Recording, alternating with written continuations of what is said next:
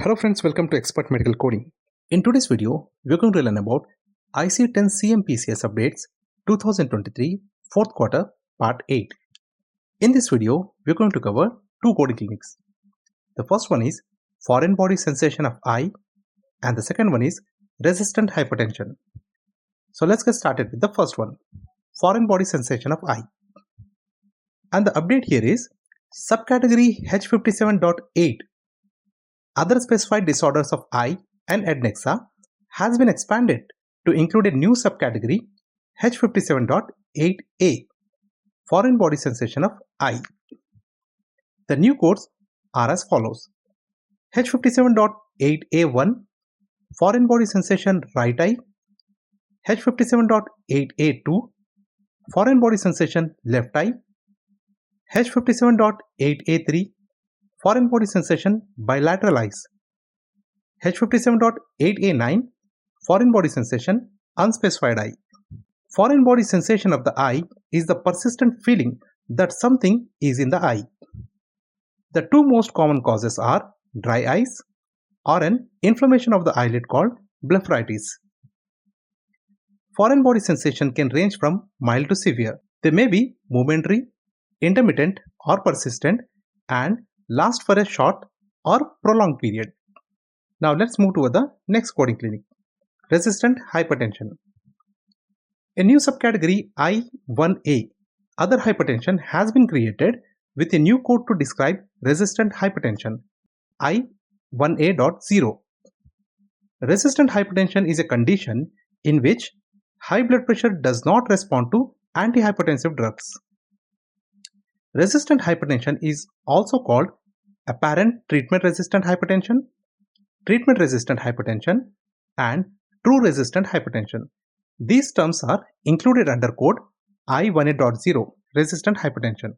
So if you'll go to the tabular and check for the code I1A.0, you can see the inclusion terms below the code I1A.0.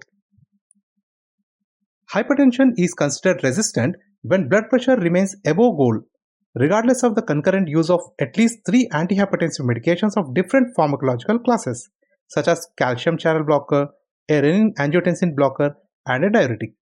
Resistant hypertension also includes hypertension that requires 4 or more medications for control. This is called controlled resistant hypertension. Resistant hypertension can increase the risk of heart attack, stroke, and kidney failure. Some patients may have pseudo-resistant hypertension, which is caused by other factors such as medication non-adherence or white coat hypertension, that is, high blood pressure only in the physician's office. Patients with pseudo-resistant hypertension or white coat hypertension are not classified as having resistant hypertension. This new code will help to identify resistant hypertension within the general hypertensive population and enable optimal treatment, leading to improved cardiovascular and renal morbidity and mortality. When assigning the code I1A.0 resistant hypertension, the specific type of hypertension such as essential or secondary hypertension is sequenced first. So if you go to the tabular and search for the code I1A.0, you can see code first instruction there. Code first specific type of existing hypertension if known. Essential hypertension I10, secondary hypertension I15. So we have to follow the code first instruction.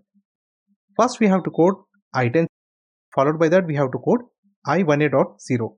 And similarly, if we have a chart in that we have secondary hypertension along with resistant hypertension, we have to code secondary hypertension category first, followed by I1A.0. Now let's move to the scenario. A 47-year-old patient presents for a follow-up visit to evaluate her blood pressure. She has a 10-year history of hypertension and has been taking different combinations of antihypertensive medications, but the blood pressure remains elevated. The provider documented resistant hypertension, currently on angiotensin II receptor blocker, calcium channel blocker, and low-dose HCTZ. What is the appropriate code assignment for resistant hypertension? And the answer here is we have to assign I10 first, essential hypertension, followed by that we have to assign I1A.0 resistant hypertension for the encounter. Let's move to the next scenario. A patient was admitted to the hospital due to confusion, visual disturbance, nausea and vomiting. He also complained of headaches for over a month. The patient has a history of hypertension and was prescribed 3 antihypertensive medications to treat resistant hypertension. On admission, his blood pressure was 200/123 mmHg. So, intravenous labetalol was administered. MRI of the brain demonstrated scattered areas of increased intensity in both the occipital and posterior parietal lobes, with similar lesions in the cerebellum. The provider's final discharge diagnosis listed hypertensive encephalopathy, hypertensive emergency, and resistant hypertension. What are the code assignments for this admission? And the answer is, we have to assign the code I67.4 for hypertensive encephalopathy as the principal diagnosis, and I16.1 for hypertensive emergency, an I10 code for essential hypertension, and I1A.0 for resistant hypertension as additional diagnosis. So as you can observe here, we are coding I10 first, and followed by that we are coding I1A.0 because we have a code first instruction. As for that, we have to code essential hypertension I10 first, followed by that I1A.0 resistant hypertension code.